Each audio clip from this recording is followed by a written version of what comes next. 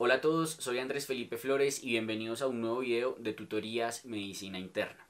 El día de hoy quiero compartir con ustedes uno de los videos que he publicado en mi canal personal Andrés FMed. Si quieren ver más videos de este tipo, los invito a que visiten mi canal y vean los otros videos que tengo publicados en el mismo. De igual manera, los invito a seguirme en mi Instagram @andresf.med, por donde estoy compartiendo con ustedes muchísimos tips de estudio, casos clínicos y muchísimo contenido académico. No siendo más, los dejo con el video.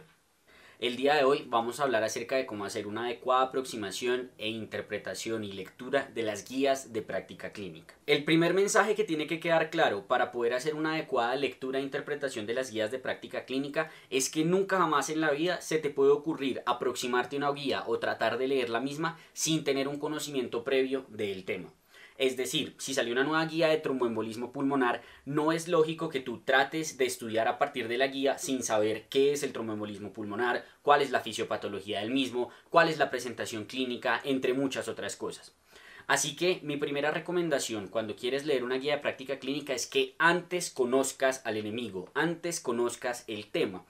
¿Cómo vas a conocer este tema? ¿Cómo vas a estudiar el mismo? Con la forma en que te he enseñado en mi video de cómo buscar literatura científica, que te dejo por acá. Básicamente es buscar un artículo de revisión o una base de datos y leer acerca de ese tema antes de pasar a leer la guía de práctica clínica. Así que si tú haces este primer consejo que te estoy dando y te aproximas a una guía de práctica clínica habiendo ya leído sobre el tema en su totalidad, fisiopatología, presentación clínica, diagnóstico, manejo, entre otras cosas, muy probablemente va a ser mucho más fácil que puedas leer la guía de práctica clínica. Y aquí llego a mi segundo mensaje clave, y es que las guías de práctica clínica no hay que leerlas en su totalidad. En mi opinión es una pérdida absoluta de tiempo leerse, por ejemplo, una guía de 100 páginas. Porque en la gran mayoría de las ocasiones estas guías de 100 páginas te van a dar una recomendación y una justificación de la misma con un montón de datos aislados, 50.000 estudios, que es algo que tú nunca jamás en la vida vas a recordar, no te va a servir para entender el porqué de las cosas ni el tema. Entonces, como te digo, es una pérdida de tiempo para tu estudio. Entonces, ¿cómo haríamos la lectura de las mismas o cómo haríamos la aproximación de las mismas? Y aquí lo que yo te recomiendo es que únicamente leas las recomendaciones y las figuras y las tablas que hayan en esa guía. La razón de hacer esto es que si tú ya leíste previamente sobre el tema, lo único que vas a tener que hacer es ver las recomendaciones y decir como, bueno, listo, esta recomendación es por esto que leí, esta otra recomendación es por esto que leí. Pero si en algún escenario te tropiezas o te das cuenta que hay una recomendación que tú no tienes ni idea de dónde salió, ahí puedes profundizar un poquito más en el porqué de ella en la guía y listo. Con eso te ahorras un montón de páginas de lectura que, como te digo, no hubieran aportado realmente a tu conocimiento. Y la razón de ver las tablas y los algoritmos y las figuras que hayan en la guía es porque en ellas muchas veces se organiza de una manera mucho más coherente la información a simplemente leyendo las recomendaciones. Y además, si por alguna razón estás haciendo una presentación acerca de esa guía o acerca de ese tema, pues es evidente que tienes que citar la guía en la cual se fundamenta la práctica clínica y coger estas figuras o estas tablas es una muy buena forma de demostrar que estás sustentando lo que estás presentando basado en esta guía de práctica clínica. Entonces creo que la pregunta que muchos podrían tener es, bueno, ¿y para qué entonces voy a leer una guía de práctica clínica si no me va a aportar mucho y si es mejor leer el tema previamente en otras fuentes bibliográficas? La razón por la cual hay que leer las guías de práctica clínica es por dos motivos principalmente, en mi opinión.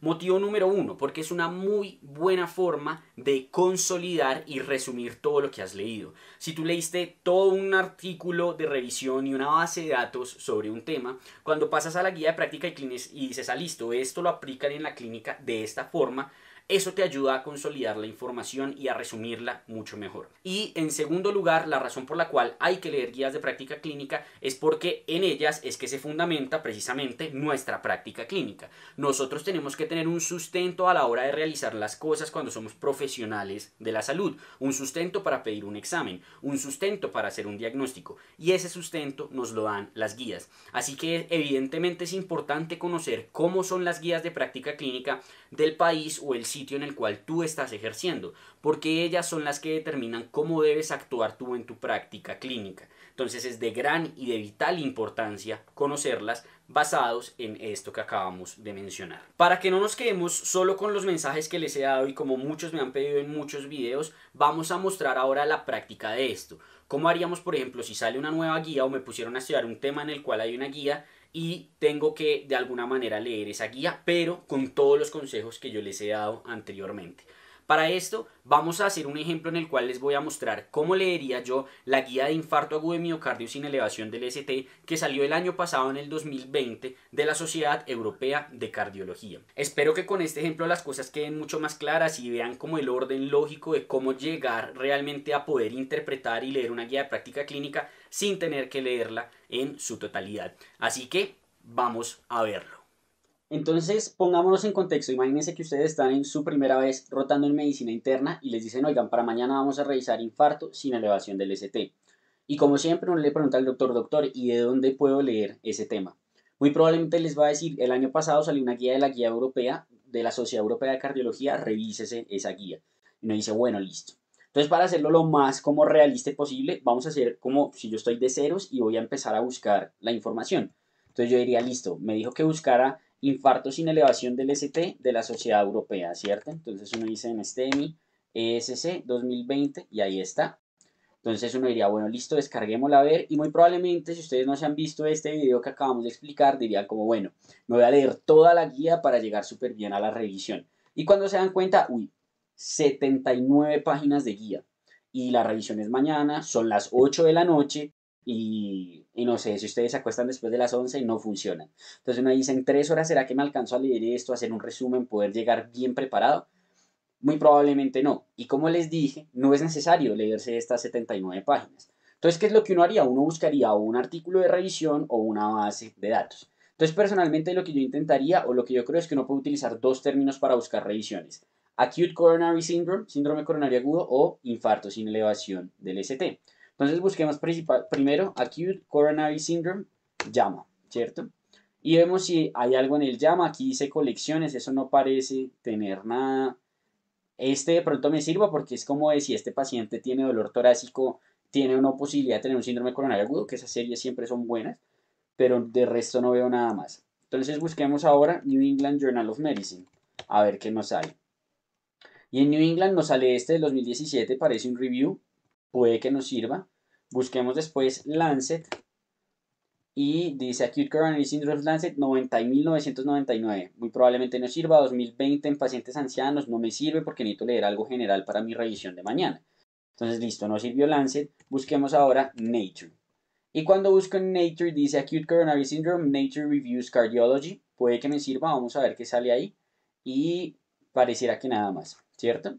Entonces, listo, uno diría no salió nada más. Ahora busquemos en STEMI. A ver si sale algo. Chun, chun, chun, intervención temprana de sus tardía, no hay nada que parezca como tal un review. Entonces ahora no busquemos Nature, sino que busquemos JAMA. A ver si sale algo, no parece salir nada. Ahora busquemos New England Journal of Medicine. Y nos sale el mismo que ya habíamos encontrado anteriormente. Y nos quedaría solo por buscar el Lancet.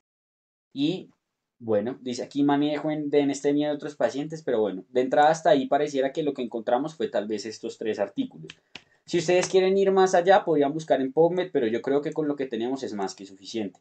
Y en PubMed lo único que tendrían que hacer es buscar Acute Coronary Syndrome y filtrar acá por reviews, ¿cierto? Quiten Clinical Trials, filtramos únicamente por review y obviamente que pues que sea lo más reciente posible, un 2014 en adelante. Y ahí ustedes podrían ver si les sale algo, sale este del Journal Intensive Care Medicine, puede que sea bueno, es del 2015, aquí hay una de actualizaciones, un review del 2016 del JAMA, puede ser bueno, entonces digamos que podrían, no sé, abrir estos dos.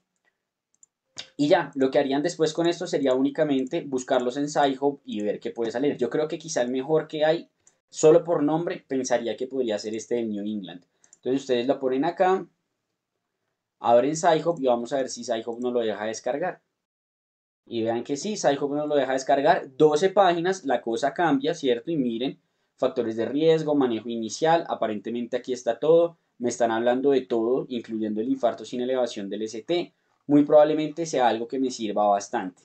Y lo otro que puedo hacer es buscar en base de datos, o sea, en UpToDate. Entonces ustedes se van a UpToDate, inician sesión y lo único que vamos a hacer es buscar en STEM, a ver qué nos sale. Y aquí tenemos Overview del manejo agudo del infarto sin elevación del ST, y muy probablemente si nos metemos ahí vamos a encontrar lo otro que necesitamos, como evaluación inicial del manejo del paciente con sospecha de síndrome coronario agudo y diagnóstico del síndrome coronario agudo. Muy probablemente con eso sea más que suficiente. Quizá lo otro que necesitaríamos, que vi por acá afuera en la búsqueda, sería este de anticoagulant therapy y early antiplatelet therapy. Pareciera que esos son como los que tendrían que ver. Si los quiero organizar, este sería el primero, evaluación inicial y manejo, luego sería este de diagnóstico, y luego sería este de overview de manejo, y esto ya de manejo específico. Entonces, si quisiera, me podría intentar leer estos. Vean que no es tan grande, la verdad, la barra. Entonces, no está tan largo. Está como bastante dividido, pero no está tan largo.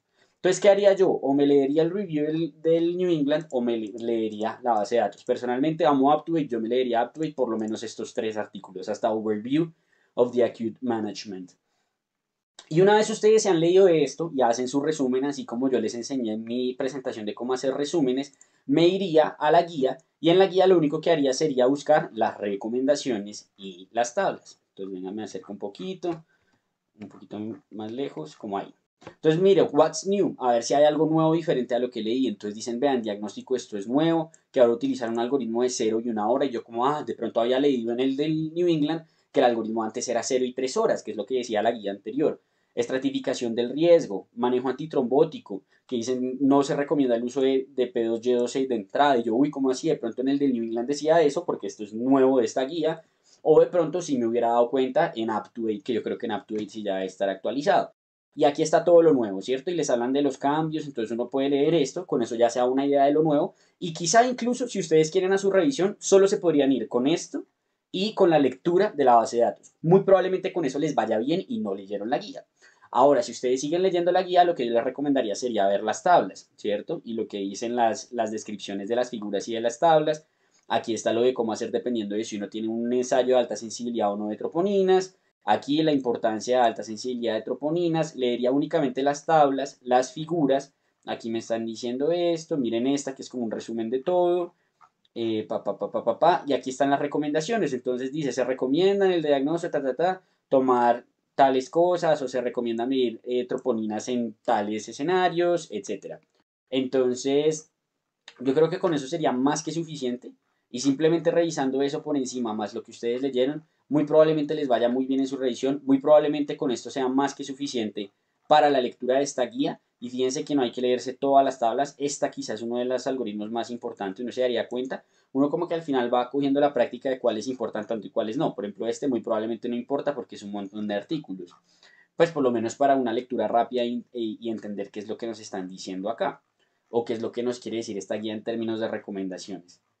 Y ya digamos que ustedes pueden valorar si hay algunas secciones que les sirven o no. Por ejemplo, Minoca, si no van a revisar Minoca, de pronto sí, ven si se pueden saltar o no esa. Poblaciones específicas, lo mismo que dice falla cardíaca y choque cardiogénico. Si apenas están aprendiendo infartos sin elevación del ST, de pronto lo mejor no sea ponerse a leer eso en este momento, sino de pronto más adelante, cuando tengan un mejor conocimiento de la patología. Y ya, con eso uno lograría la lectura de esta tabla, y ya miren que hasta aquí uno llega, hasta la página 48, porque aquí en adelante dice medidas de calidad, y ya parece no haber nada más. Esto ya son mensajes para la casa y otras cosas. Ya, fíjense, llega hasta la página 60. Entonces, muy probablemente de esas 60 páginas, realmente solo le vamos a poner cuidado a unas 12, 15 en donde están las tablas y las figuras. Solo tenemos que leer la descripción de las tablas y de las figuras junto con la lectura previa que ya hicimos respecto al tema. Espero que les haya gustado el ejemplo. Déjenme en los comentarios qué tal les pareció, si quieren que hagamos estos tipos de ejemplo cuando hagamos otros videos de cómo revisar guías, artículos, entre otras cosas. Esto era todo lo que tenía para compartir con ustedes el día de hoy. Espero haya sido de utilidad. Cualquier duda, déjenla en los comentarios y nos vemos en un próximo video.